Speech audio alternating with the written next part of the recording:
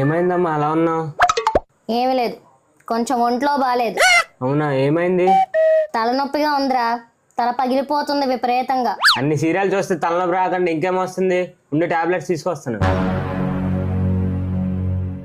ఏమైందమ్మా అలా చూస్తున్నావు? ఎందుకమ్మా కొట్టు? ఎదుటి వాళ్ళతో మాట్లాడేటప్పుడు ఎలా మాట్లాడాలో నేర్చుకో.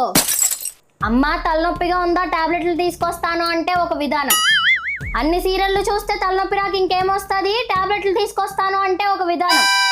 తల్లితో మాట్లాడేటప్పుడు తిన్నగా మాట్లాడడం నేర్చుకో. శ్రీను గారు మీ నాన్నగారు బాగున్నారా అనేదానికి, శ్రీను గారు మీ అమ్మ మొగుడు బాగున్నారా అనేదానికి చాలా తేడా ఉందిరా బ్లడీ ఫూల్. తప్పు అయిపోయిందమ్మా, క్షమించు.